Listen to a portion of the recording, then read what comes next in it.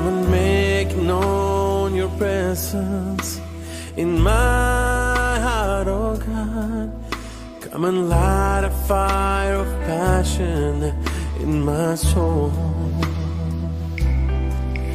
Come and make known your presence in my heart, oh God. I want to know the fullness of your love. Touch me, Lord, by your infinite power. Fill me up, satisfy my soul. Lead me well.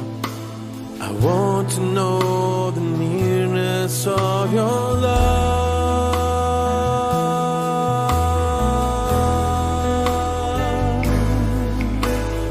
Touch me, Lord, by your infinite power.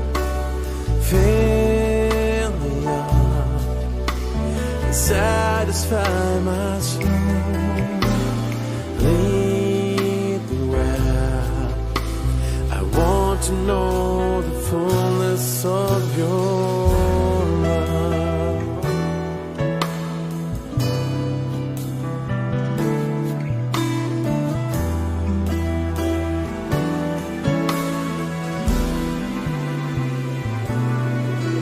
Manifiesta tu presencia en mi corazón. Toca mi vida, Señor. Manifiesta tu presencia en mi corazón. Familia y amigos, continuamos con nuestro estudio inductivo del Evangelio de Marcos. Vamos a seguir en el capítulo 12. Y les pido que me acompañen con su Biblia para leer los versículos del 13 al 17, por favor. Es Marcos 12, del 13 al 17. Como cada 8 días, quiero recordarles que este mensaje estará disponible en nuestros canales tanto de Facebook como de YouTube. En Facebook nos encuentras como La Tierra Fértil y en YouTube nos encuentras como La Tierra Fértil Cuernavaca. Les animamos para que sigan repasando los estudios derivados de esta serie El Siervo, que es el Evangelio de Marcos, que ya tenemos más de un año estudiando juntos. Y de ser posible la compartan estos mensajes, estos videos con sus amigos, con sus familiares, amén. Y estemos orando. De ser posible podemos compartir la liga de nuestro servicio virtual con algún familiar, con algún amigo. Será hermoso poder tenerles algún día por acá. Amén. Vamos a leer entonces Marcos 12, del 13 al 17, pero no sin antes, vamos a pedir al Señor que Él nos conduzca en el estudio de su palabra este día. Amén. Señor, gracias una vez más por tu preciosa palabra, Señor. Gracias por inspirarnos a perseverar en medio de estas circunstancias, Señor. Que a pesar de la distancia, Señor, en tu espíritu seguimos juntos, Señor. Y yo sé que tú estás en casita, en la casita de cada uno de mis hermanos. Te pido sigas revelando a cada uno tu palabra, precioso Dios, porque a pesar de la distancia, tu palabra sigue teniendo poder para transformar el corazón de cualquiera, para consolar y para revelarnos tu voluntad, revelarnos al Hijo. Señor, pedimos pues que hoy nuevamente nos conduzcas en el estudio de este pasaje, Señor, que vamos a estudiar juntos, Señor, y una vez más, gracias por tu presencia en nuestras vidas. En el nombre de Jesús, amén. Leemos entonces Marcos 12, del 13 al 17. Dice: y le enviaron algunos de los fariseos y de los herodianos para que le sorprendiesen en alguna palabra. Vinieron ellos y le dijeron: Maestro, sabemos que eres hombre veraz y que no te cuidas de nadie, porque no miras la apariencia de los hombres, sino que con verdad enseñas el camino de Dios. ¿Es lícito dar tributo a César o no? ¿Daremos o no daremos? Mas él, percibiendo la hipocresía de ellos, les dijo: ¿por qué me tientan? Tráiganme la moneda para que la vea. Ellos la trajeron y les dijo: ¿de quién es esta imagen y la inscripción? Ellos le dijeron: de César. Respondiendo Jesús les dijo: den a César lo que es de César y a Dios lo que es de Dios. Y se maravillaron de él. La historia alrededor de los fariseos y herodianos es que eran dos grupos completamente antagónicos. Mientras los fariseos se oponían rotundamente a Roma, los herodianos eran una especie de partido político que cooperaban a favor de los intereses romanos. Pero esta vez los unió su odio en común contra Jesús. Algo similar pasaría con Pilato y Herodes, que habían estado enemistados, pero se hicieron amigos alrededor del sufrimiento de Jesús. Encontramos en el verso 7 que acabamos de leer la palabra sorprendiesen. Podemos leerlo nuevamente para comprender la lectura. Dice: y le enviaron a algunos de los fariseos y de los herodianos para que le sorprendiesen en alguna palabra. Esta palabra sorprendiesen lleva a la idea de una trampa y se entiende como algo puesto para hacer caer. De esta manera habían maquinado los fariseos y los herodianos contra Jesús, pensando en la manera de hacerle decir algo que le pudiese comprometer de forma política o religiosa. Así que después de haberle adulado, dejaron caer esa trampa. Pero como nosotros ya hemos estudiado anteriormente y lo recordaremos en el Evangelio de Juan en el capítulo 2, cuando se refiere el Evangelio a aquellos que habían creído en él, dice la palabra de Dios que él no se fiaba de ellos porque conocía lo que había en su corazón y no tenía necesidad de que nadie le diese testimonio del hombre, porque él conoce el corazón del hombre. Así es que él, claro está, sabía perfectamente que estos discípulos, porque eran al parecer, según la versión de Mateo, discípulos de los fariseos, los que enviaron, vinieron primeramente adulándole para poder con esto buscarle hacerle caer. El orgullo de saberse el pueblo de Dios les hacía estar renuentes a pagar impuestos a los paganos, pues era lo mismo que reconocer la autoridad de Roma sobre de ellos. Así es que la trampa consistía justamente en eso. Si Jesús aprobaba que se pagaran los impuestos a Roma, se metería en problemas con su propio pueblo y justamente estarían ahí los fariseos para acusarle ante el pueblo. Pero si se oponía a pagar impuestos, se metería en problemas con Roma.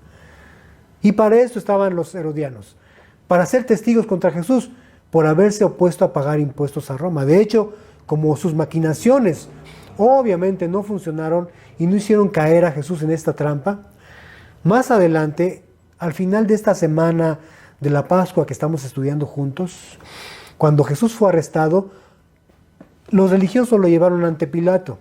Y dice Lucas capítulo 23 versos 1 y 2, Lucas 23, 1 y 2,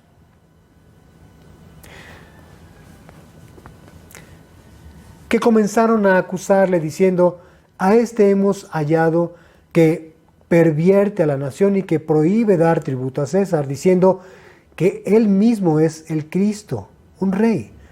Pero entonces ellos comenzaron a ser testigos falsos, dado a que pues terminaron frustrados por no haber logrado su acometida de hacer caer a Jesús en la trampa y comprometerle mal políticamente o religiosamente y públicamente. Así es que recurrieron a la mentira al final. Respecto a los impuestos, entendamos, mis queridos hermanos, los impuestos no son un regalo al gobierno, son una deuda que pagamos por los servicios prestados. Podemos mencionar algunos, por ejemplo, como tener policía, protección civil, bomberos, agencias sociales, defensa nacional, infraestructura de carreteras. Podemos añadir muchísimo, la lista es innumerable. Así es que nosotros pagamos por los servicios prestados. Pero a través de esto reconocemos también y honramos a nuestras autoridades, lo cual es algo que también la Escritura nos enseña. De hecho, Jesús no rehusó pagar impuestos y dio testimonio de ello. Lee conmigo en Mateo capítulo 17. Vamos a leer los versos 24 al 27. Mateo 17, 24 al 27.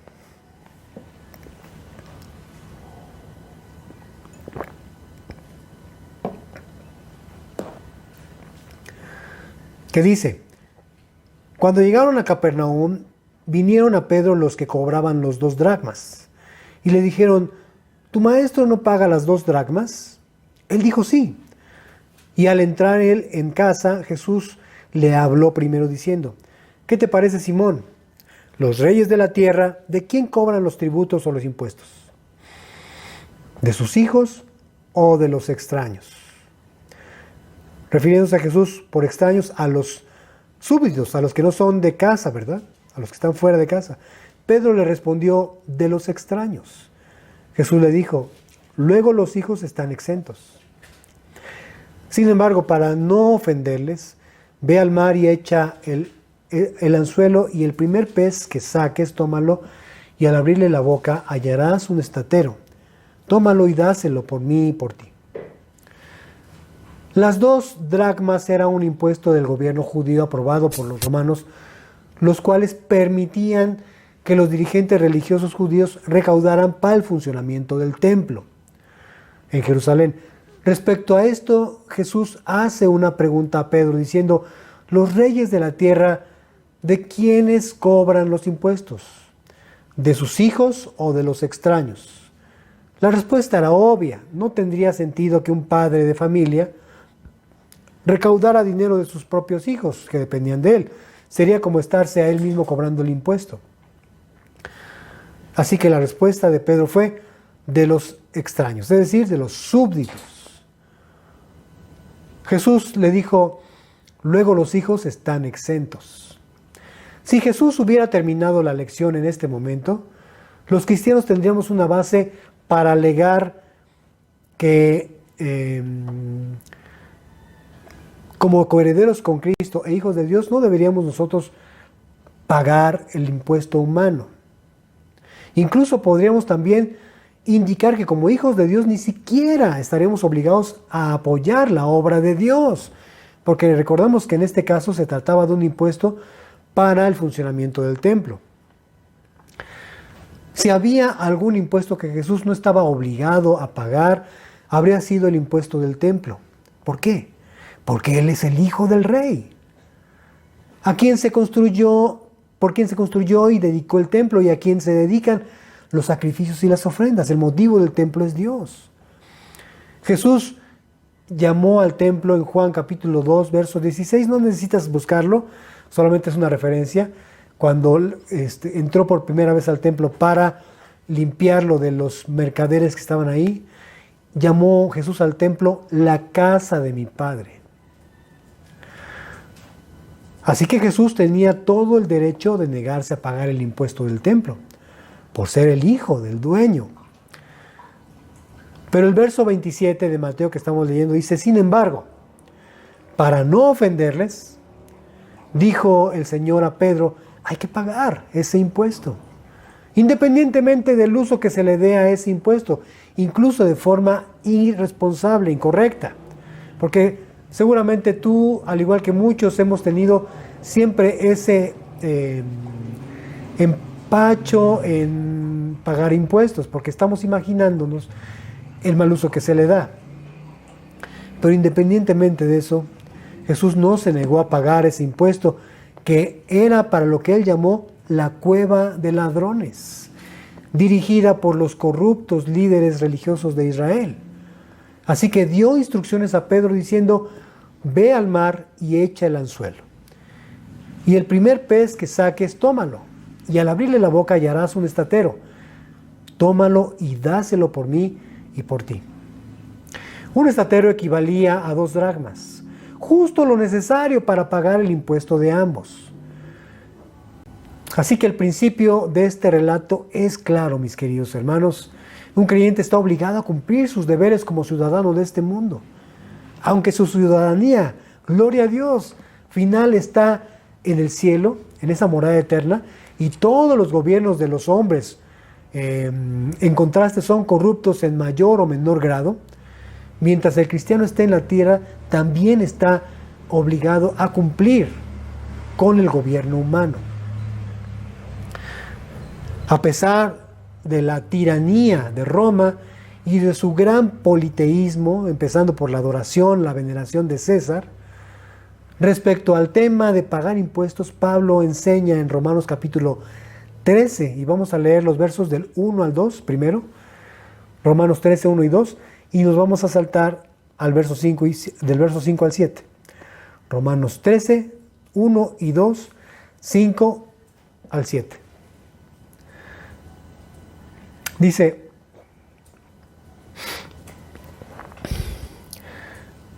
sométase toda persona a las autoridades superiores, porque no hay autoridad sino de parte de Dios.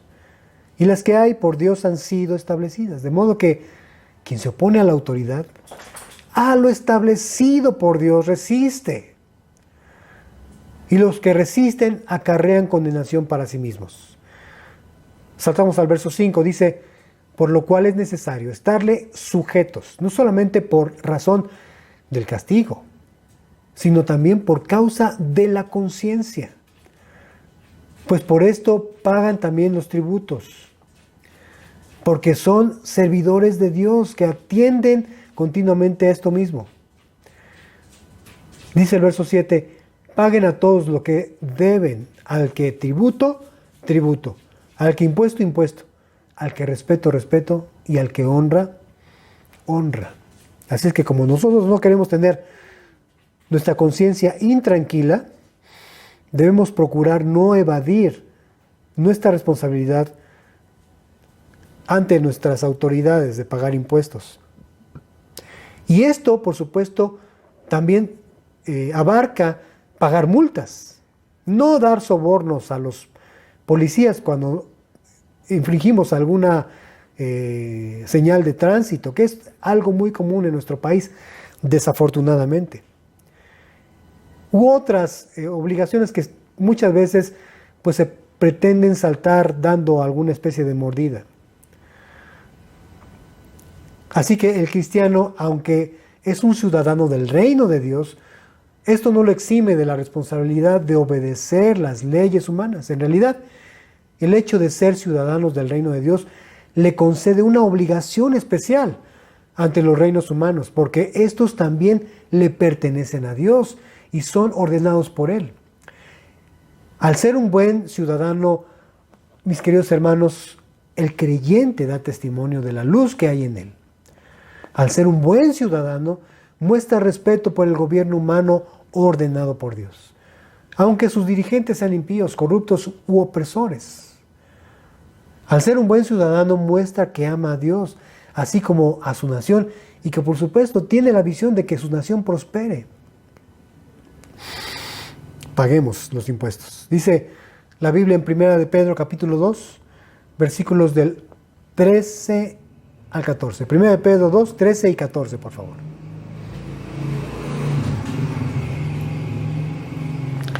Y te pediría, por favor, que resaltes esto que dice, por causa del Señor.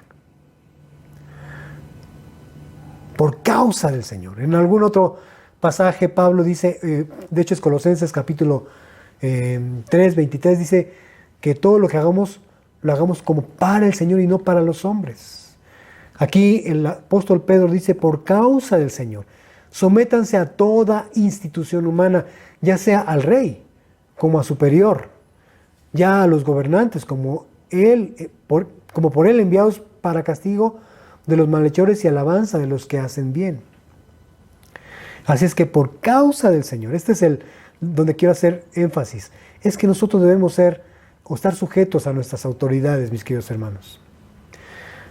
Como vemos, hasta en estos pequeños, y bueno, más bien yo diría grandes detalles, porque no son cualquier cosa, pero que muchos que no temen a Dios tratan de eludir e incumplir de forma habitual, nosotros podemos ser un gran testimonio.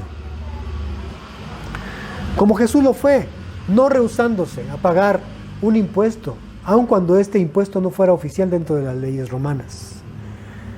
Por eso el Señor insiste diciendo, den al César lo que es de César. Pero mucho más importante que dar a César lo que es debido, tenemos la necesidad de dar a Dios lo que es de Dios.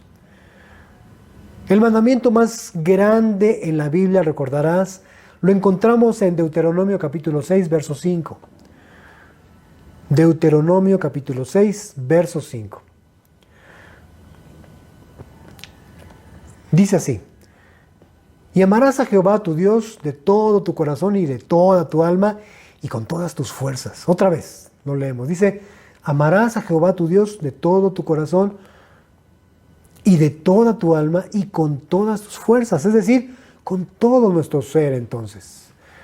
El amor a Dios es el fundamento de la vida cristiana. Es la característica que define e identifica a un verdadero discípulo. Los cristianos son aquellos que se identifican con Cristo amándole con todo su ser. Debemos entender entonces a la luz de este pasaje que el amor a Dios también es un mandamiento universal y su desobediencia trae consecuencias de juicio y castigo.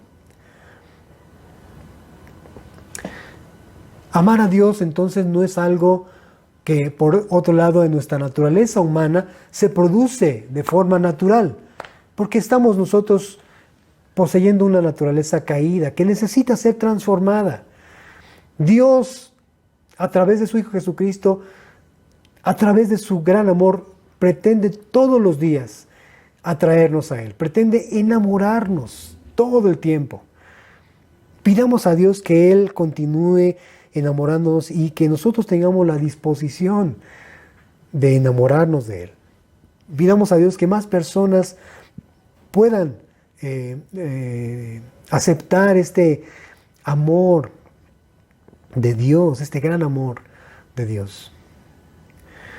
Es Dios entonces quien nos busca para enamorarnos. Dice Primera de Juan capítulo 4, verso 19. Primera de Juan 4, 19. Dice, nosotros le amamos a Él, porque Él nos amó primero. Pero si estamos llamados a corresponder a ese amor, a responder a ese amor, hermanos, no seamos indiferentes a esa búsqueda que Dios se ha propuesto para encontrarnos, para enamorarnos. Dejémonos enamorar por Él, porque estamos llamados a corresponderle, a darle una respuesta, a darle un sí a Dios. Recuerdo la ocasión cuando Jesús estaba con Pedro. Recordarás, lo encontramos en Juan capítulo 21. Cuando le pregunta a Pedro diciéndole, Pedro, ¿me amas? Vamos a leerlo juntos, es Juan 21, verso 15. Dice, Juan 21, 15. Cuando hubieron comido, Jesús dijo a Simón Pedro, Simón, hijo de Jonás, ¿me amas más que estos? Le respondió, sí, Señor, tú sabes que te amo. Él le dijo, apacienta mis corderos. La pregunta que hace Jesús a Pedro fue justamente esta, ¿me amas más que estos? Primero, quiso enfatizar esta palabra Jesús, o esta pregunta a Pedro, diciéndole, ¿me amas más que a estos? ¿Me amas más que a estos? Se usa en esta ocasión la palabra agapao, que es la descripción del carácter de Dios, un amor profundo y constante, que se inclina hacia lo que es incluso indigno de amar, un amor puro y perfecto, que es incondicional. Sin embargo, la respuesta de Pedro fue, sí, Señor, tú sabes que te amo. Aquí la palabra es fileo, que a diferencia de agapao, fileo denota un afecto entrañable. Es decir, la respuesta de Pedro concretamente fue, sí, Señor, tú sabes que te quiero. No te amo, te quiero. La segunda ocasión Jesús, dice el verso 16, ahí en Juan capítulo 21, volvió a decirle la segunda vez, Simón, hijo de Jonás, ¿me amas? Pedro le respondió, sí, Señor, tú sabes que te amo. Le dijo, pastorea mis ovejas. La pregunta, como pueden ustedes ver, ya cambió. La primera vez Jesús le preguntó diciendo, ¿me amas más que a estos? Ahora solo le preguntó, ¿me amas? Tal vez podríamos decir, ya no voy a añadir si me amas más que a esto, solamente dime si me amas. Pero lo que no cambió fue la respuesta. Pedro volvió a responder, sí, Señor, tú sabes que te quiero. El verso 17 dice, le dijo la tercera vez, Simón, hijo de Jonás, ¿me amas? Pedro se entristeció de que le dijese la tercera vez, ¿me amas? Y le respondió, Señor, tú lo sabes todo. Tú sabes que te fileo, es decir, te quiero.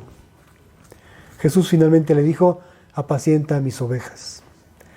Me encanta porque Pedro le dice lo que hace un momento recordábamos, él conoce el corazón, discierne los pensamientos. Y Pedro lo reconoce diciéndole, Señor, tú lo sabes todo. Hay veces que nosotros, en nuestro caminar cristiano, debemos hacer un alto y reflexionar en nuestra conducta y nuestra relación con Dios y reconocer delante de Dios, Señor, tú lo sabes todo. Y tú sabes que no te amo. Tú sabes que solamente te quiero. Esto sin duda es algo muy importante, mis queridos hermanos. Porque finalmente aquí podemos ver que Pedro reconoció que solo quería a Jesús. Y esto fue evidente por la conducta que tuvo Pedro anteriormente. Recordarás lo que sucedió, que le negó, que tuvo temor, se acobardó, definitivamente huyó cuando se vio amenazado como un discípulo de Cristo por la muchedumbre que estaba alrededor. Dejó solo a Cristo ser arrestado y él se escondió entre la multitud junto con los demás discípulos. Pero la historia no termina ahí, porque después del Pentecostés Pedro cambió totalmente. Y ese Pedro amedrentado que solamente quería a Jesús terminó amándolo a tal grado que entregó su vida completa a Cristo, incluso hasta con la muerte. Prefirió más eso, su muerte, para servir a Dios, mostrándole su amor a Cristo, claro está. Pero es importante que nosotros hagamos esa reflexión todos los días. Dios quiera que al menos podamos corresponder a Jesús diciéndole, Señor, tú sabes que te quiero. Pero si tú te lo propones, dile, Señor, como lo hemos cantado algunas veces, enamórame, enamórame, enamórame de ti. Eso es no quedarse conforme con solamente quererlo, sino buscar ser cada día enamorados de Él. Dice 1 Corintios capítulo 16, verso 22. 1 Corintios 16, 22. El que no amare al Señor Jesucristo sea anatema, que significa maldito. El Señor viene. La palabra que aparece aquí es fileo. Entonces leeríamos correctamente diciendo el que no fileo o el que no quiera al Señor Jesucristo sea maldito. Al menos, insisto, entonces podamos corresponder, amigos que hoy nos ven, a ese amor queriéndole, no siendo indiferentes a ese amor. Pero sí te quiero decir algo, iglesia, tal vez eso muchas veces no nos alcance para dar a Dios lo que es de Dios. Porque solo aquellos que aman a Dios están dispuestos a darle a Él todo. Decíamos hace un momento que si Jesús hubiera terminado su enseñanza diciéndole a Pedro que los hijos son exentos de pagar impuestos, pues todos tendríamos razón para no cumplir con el pago del impuesto. E incluso podríamos alegar que como hijos de Dios ni siquiera estaríamos obligados a pagar a apoyar la obra de Dios. Pero como ya entendimos, los ciudadanos del reino de Dios están obligados a pagar los impuestos, como Jesús lo hizo. y nos dio ejemplo. Por igual razón, los ciudadanos del reino de los cielos debemos cumplir con nuestras obligaciones para con Dios. Y ninguna incongruencia hay en satisfacer ambas deudas. Tanto dar al César lo que es debido como a Dios lo que es de Dios. Pues ambos pagos se hacen en cumplimiento a la voluntad de Dios. Hay un impuesto teocrático específico en la palabra y muy claro, el cual le pertenece a Dios. Y me estoy refiriendo al pago del diezmo. La Biblia dice que la 10ª parte de lo que Él nos da, le pertenece. Lee conmigo en Levítico capítulo 27, verso 30. Levítico 27, 30. Dice, y el diezmo de la tierra, así de la simiente de la tierra como del fruto de los árboles, de Jehová es. Es cosa dedicada a Jehová. Este impuesto ordenado por Dios se empleaba en particular para el sostenimiento de quienes ministraban en el tabernáculo, es decir, sacerdotes y levitas. Esto lo podemos encontrar en Números capítulo 18, verso 21, que podemos leer juntos. Números 18, 21, que dice así.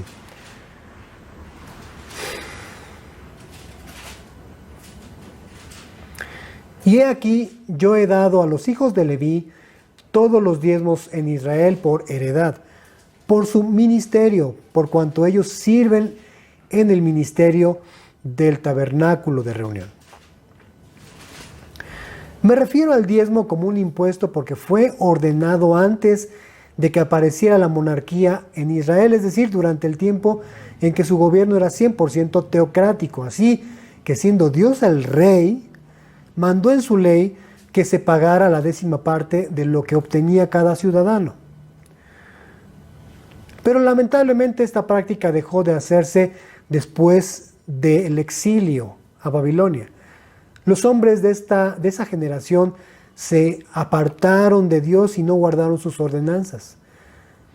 Dios les hace posteriormente un llamado de gracia. Pero ellos dijeron, ¿en qué hemos de volvernos? Esa lamentablemente es la respuesta que hoy por hoy también damos en nuestros corazones al llamado de Dios a través de su palabra. ¿En qué hemos de volvernos?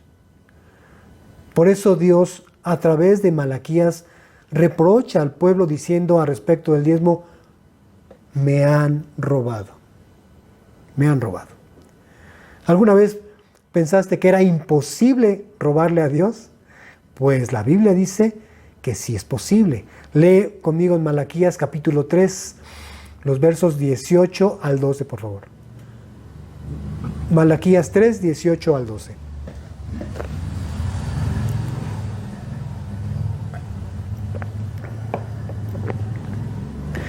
Malaquías es el último libro del Antiguo Testamento, el último profeta.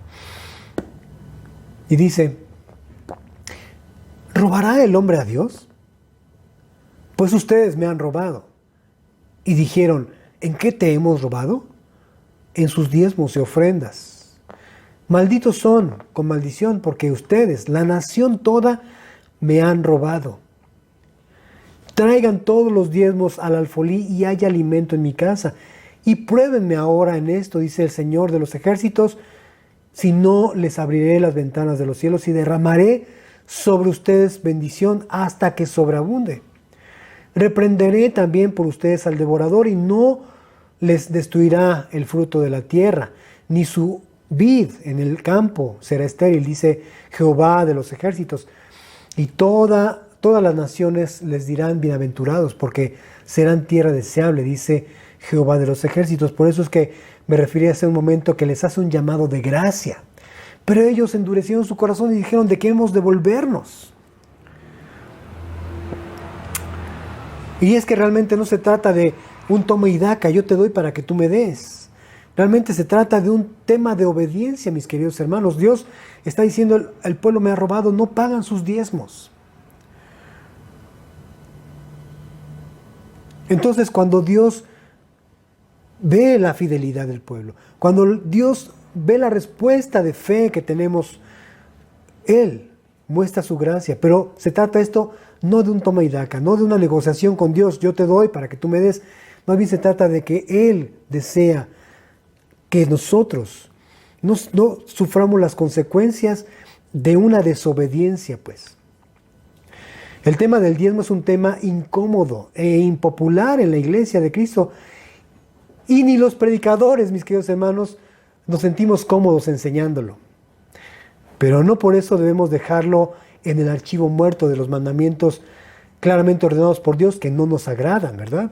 Porque estaríamos en desacato a un mandamiento de Dios, los predicadores. Tenemos que enseñarlo.